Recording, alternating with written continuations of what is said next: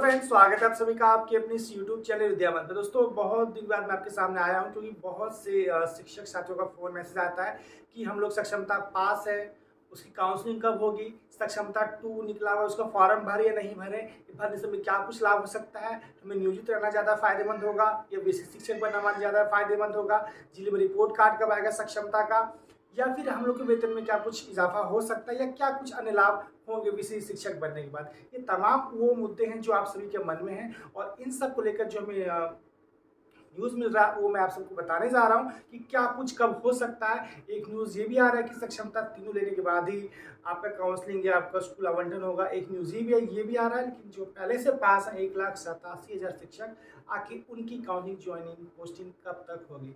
तो चलिए करते हैं आज की वीडियो को शुरू बिना किसी देरी के। दोस्तों, सबसे पहले मैंने यहाँ पे लिखा हुआ है सक्षमता काउंसलिंग ज्वाइनिंग। दोस्तों, आप सभी को पता है कि लगभग 2,20,000 शिक्षकों ने सक्षमता प्रथम का फॉर्म भरा, जिसमें से 1,87,000 शिक्षक ने सक्षमता परीक्षा उत्तीर्ण की। तो उनकी ज्वाइनिंग को लेकर जैसे आप सबको पता था, बीच में बात चल रही थी कि बहुत रिजल्ट के बाद ही ज्वाइनिंग करा दी जाएगी और चुनाव आयोग से बार बार परमिशन मांगी जा रही थी कि चुनाव आयोग परमिशन दे देगा तो इनकी काउंसलिंग करा दी जाएगी। लेकिन इस बीच आपने ये भी सुना होगा कि काउंसलिंग पटना में ही कराई जाएगी, बाबू परीक्षा सभागार में। हालांकि परमिशन नहीं मिला, इसको लेकर थोड़ा इसमें डिले हुआ काउंसलिंग कराने को लेकर। अभी भी जब तक चुनाव आपका लगभग 1 जून तक चुनाव है और 4 जून को नई सरकार बनेगी, तब तक तो कुछ होना जाना है नहीं, ये बात तो क्लियर कट है। लेकिन सवाल ये जो आप एक न्यूज़ देख रहे हैं कि सक्षमता प्रथम द्वितीय जो भी निकला हुआ 4 मई तक लास्ट डेट है फॉर्म भरने का और 10 मई शायद एग्जाम उसका है, तो क्या इन दोनों और जो अगला सक्षमता होने वाला है, क्या इन तीनों की परीक्षा रिजल्ट निकाल कर ही काउंसलिंग कराई जाएगी, ये सक्षमता प्रथम का पहले करा दिया जाएगा। तो दोस्तों, इस पॉइंट पे जो है एक लॉजिक यहाँ पे साफ साफ आप देखेंगे कि लगभग 1,87,000 शिक्षक इसमें उत्तीर्ण में सक्षमता प्रथम में। तो ये पूरा टारगेट शिक्षा विभाग का है कि सक्षमता प्रथम में जो उत्तीर्ण है शिक्षक, उनको जून महीने में काउंसलिंग करा दी जाए, यानी कि उनका जून महीने में काउंसलिंग करा दी जाए और जून के लास्ट में या जुलाई के प्रथम सप्ताह या सेकेंड वीक तक आप सोच सकते हैं कि उनको स्कूल आवंटन कर दिया जाए। ये अभी तक का टारगेट है। लेकिन अगर इस बीच जैसे कि आप सभी देख रहे हैं सक्षमता द्वितीय का फॉर्म भराया जा रहा है और 10 मई से एग्जाम है, अब डिपेंड करता है कि 10 मई से एग्जाम ले लिया जाएगा इन शिक्षकों का जो फॉर्म भरा है सक्षमता द्वितीय का, और इनका रिजल्ट 15 मई तक दे दिया जाएगा, तो कोई सी बड़ी बात नहीं है कि तीसरा सक्षमता भी आपका जून में ले लिया जाए या मई के लास्ट तक ले लिया जाए फॉर्म, या जून प्रथम में ले लिया जाए और तीनों सक्षमता जून तक कंप्लीट करा दिया जाए। ये कोई बड़ी बात नहीं होगी कि तीनों एग्जाम जून तक हो जाए। अगर तीनों एग्जाम जून तक होता है तो आप यहाँ कह सकते हैं कि तीनों की काउंसलिंग और पोस्टिंग एक साथ हो सकती है। लेकिन इतना तक कि जून में चाहे तीनों परीक्षा हो अथवा ना हो, काउंसलिंग आपकी जून में शुरू हो जाएगी। यानी कि आपको डाउट क्लियर हो गया कि चाहे तीनों परीक्षा हो अथवा ना हो, काउंसलिंग जून में ही होगी।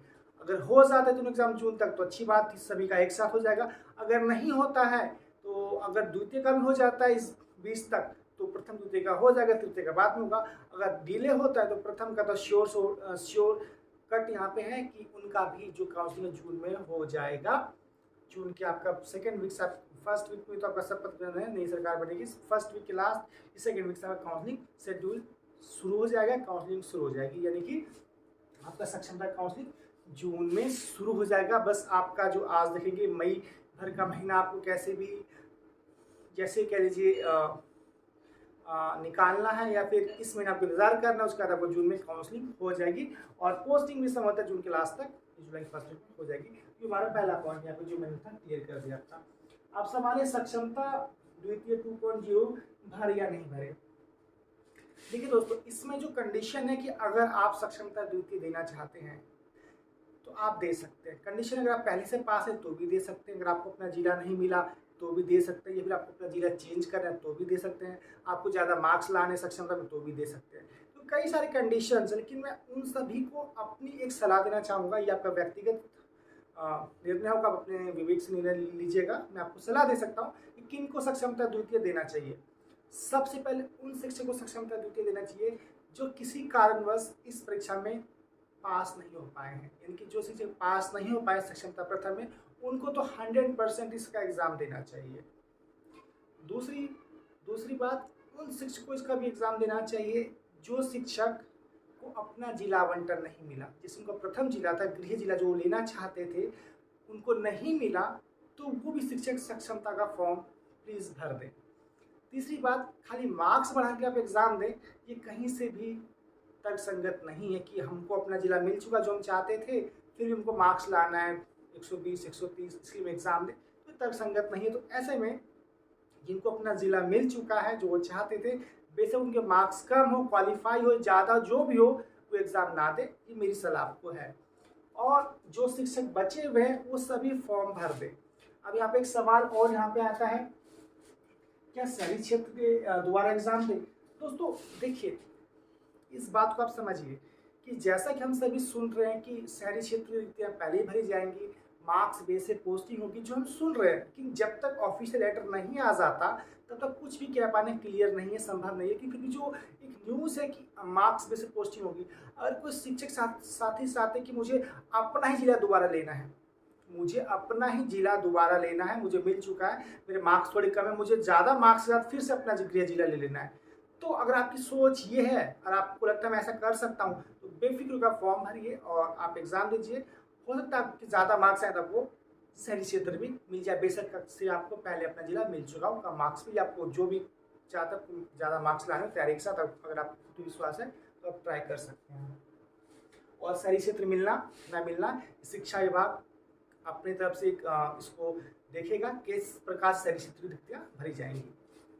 अगला है, पहले से सक्षमता पास है, क्या करें नंबर लाने के लिए? तो मैंने आपको बताया, पहले से पास हैं तो आप यहाँ पे ये देखिए कि अपना आपको जिला मिल चुका है तो आप फॉर्म मत भरिए। आप देखिए कि आपको अपना जिला नहीं मिला तो फॉर्म भरिए, या फिर आप ये कहिए कि आप किसी अन्य जिला में जाना चाहते हैं तो फॉर्म भरिए। इन सब चीज़ का फॉर्म भर सकते हैं, या फिर जो पास नहीं हुए प्लीज़ वो फॉर्म जरूर भरिए। आगे, सक्षमता देना बेहतर या नियोजित रहना बेहतर? देखिए दोस्तों, सक्षमता परीक्षा बेसिकली बिहार सरकार इसीलिए लेके आई है क्योंकि ये नियोजित शिक्षक जो पंचायती राज के दिन काम करते हैं, इनको राज्य कर्मी का दर्जा देना है। इसके अंदर आपको कुछ चीज़ें मिलने वाली एडवांसेस है कि यहाँ पे आपको मिलेगा एनपीएस मिल जाएगा, आपको सबसे प्लस पॉइंट आपको एनपीएस मिल जाएगा, आपको ईएल मिल जाएगा, ईएल होता है अर्निंग लीव मिल जाएगा, आपको इसमें और कुछ भी चीज़ मिल सकती है, ग्रेजुएटी मिल सकती है। और एनपीएस एक उम्मीद तक आप आगे कह सकते हैं कि ओपीएस में कन्वर्ट हो सकता है, लेकिन ये कब हो सकता है ये कोई नहीं कह सकता, मैं भी नहीं कह सकता। उम्मीद तो दुनिया कायम है, भविष्य वो भी किनके लिए, जिनकी सेवा जो है वो लंबी है, जिनकी सेवा लंबी है, जिनकी नौकरी 10 साल से ज़्यादा है, वो उम्मीद लगा सकते हैं। बाकी जिनकी नौकरी 2-4 साल है, तो इस 2-4 साल के दरमियान तो ऐसा कुछ मुझे नहीं लगता हो सकता है, होने को तो कुछ भी हो सकता है लेकिन इतना संभव नहीं है। तो ऐसे में एक बेनिफिट ये मिलेगा आपको विशिष्ट के बाद कि राज्यकर्मी बनेंगे और आपका वेतन जो है ट्रेजरी से होगा, आपको एनपीएस मिलेगा, आपका जो सरकार कंट्रीब्यूशन आपके एनपीएस में होना है वो ज़्यादा हो जाएगा, आपका 10% कटेगा, सरकार आपको 14% देगी। तो इस हिसाब से आपका जो हर महीने जमा होगा राशि, आपका जो कट के वो ज़्यादा होगा, जो नियोजित में कम होता है। प्लस पॉइंट आपको ये मिलेगा।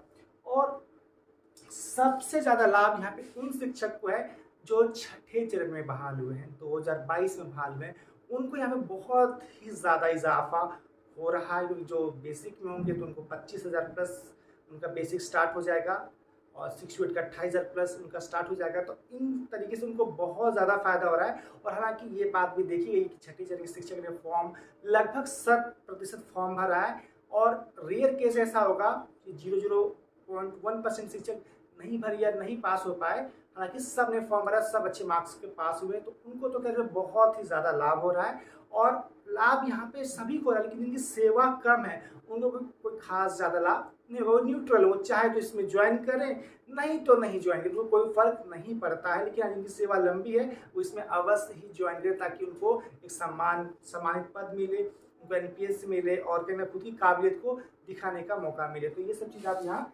देख सकते हैं। क्योंकि अभी आप देखेंगे कि नियोजित शिक्षक का भी जो हम सुन रहे हैं कि ऐसा हो सकता है कि उनकी नियोजन इकाई के अंतर्गत उनका ट्रांसफर कर दिया जाए। ट्रांसफर सबका होना है, चाहे नियमित शिक्षक हो, नियोजित हो, सबका ट्रांसफर होना है। या फिर उनका डेप्यूटेशन किसी अन्य जिले में, जिले के अंदर कहीं भी कर दिया जाए, ऐसा भी हो सकता है। अगर आप ये सोच के चल रहे हैं कि हम जिस स्कूल में वहीं पे सब दिन बने रहेंगे, तो ऐसा नहीं लग रहा है दूर तक, क्योंकि ऐसा कुछ होगा कि आपको सेम स्कूल में रहने नहीं दिया जाएगा। आपको आपके नियोजन निकाय के अंतर्गत, प्रखंड के अंतर्गत, जिले के अंदर आपका ट्रांसफर भी कर दिया जाएगा। तो ऐसे में आप विशिष्ट में जाएं या नियोजित में आना चाहिए, ट्रांसफर दोनों में होना है तो बेहतर होगा। अगर आपको सर्विस लंबी है, 5 साल से ज़्यादा है या 4 साल ज़्यादा है, तो आप विशिष्ट में जाए, आपको ज़्यादा फायदा यहाँ मिलेगा और प्लस एनपीएस मिलेगा। और भविष्य किसने देखा, कल को ओपीएस में मिल जाए। अगला पॉइंट है सक्षमता का रिजल्ट कार्ड कब तक मिलेगा, यानी कि जो सक्षमता प्रथम हुआ है उसका रिजल्ट कार्ड कब तक मिलेगा। दोस्तों यहाँ पे बिहार बोर्ड में जहाँ तक बात चल रही है कि ये आपका प्रिंट हो चुका है सक्षमता प्रथम का आपका रिपोर्ट कार्ड, जैसे आपका बिहार टेट होता है या सीटेट होता है, सेम वैसे आपका सक्षमता का रिजल्ट कार्ड मिलेगा। आपका उसमें नाम, फादर्स नेम, मदर्स नेम, आपका कैटेगरी किसने आपको फॉर्म भरा, आपके मार्क्स कितने कितने हैं और आपको आवंटित जिला क्या है, उस सब उसमें डिटेल आपका रहेगा। जो आपका रिजल्ट कार्ड है वो आपको वैसा सक्षमता का आपको रिजल्ट कार्ड मिलेगा जैसे आपको रिजल्ट आया था। तो ये सब आने के बाद इस चीज़ को लेकर हमको काउंसलिंग में जाना है, उससे पहले हमको मिल सकता है अगर सब कुछ सामान्य रहा। अगर हो सकता है कि सक्षमता प्रथम द्वितीय का एक साथ मिले या फिर इसका में पहले मिल जाए। तो ये सारी अपडेट्स यहाँ पे आपको देनी थी। और सवाल इतना मन में बिठा के चलिए आपकी काउंसलिंग जून में हो गया, तीनों के साथ कराए या सक्षमता प्रथम का कराए, होना आपका जून में काउंसलिंग श्योर है इस चीज़ के लिए, क्योंकि इतना विलम्ब नहीं होगा। और इसलिए आप इस चीज़ को ध्यान रखिए, पॉजिटिव रहिए, नेगेटिव मत सोचिए, सब बढ़िया होगा और अभी तक सब बढ़िया ही चल रहा है। दूसरी बात, आपको सक्षमता का फॉर्म भरना अथवा नहीं भरना, ये खुद के माइंड से आप सोचिए, किसी के बहकावे मत आइए। आप बुद्धिजीवी हैं, आप शिक्षक हैं, आप समाज को लीड करते हैं, उनको सिखाते हैं, तो आप खुद का फैसला खुद से कीजिए, आप लिए क्या बेहतर होगा। किसी के बहकावे मत आइए, ठंडे दिमाग से सोचिए क्या कुछ अच्छा होगा मेरे लिए, तो कोई काम कीजिए। तो उम्मीद करता हूँ कि आपको ये वीडियो अच्छा लगा होगा, तो इसको लाइक कीजिए, व्हाट्सएप पे शेयर कीजिए। मैं ऐसे आपको इन वीडियो और आगे देता रहूँगा। तो thank you, take care, bye bye.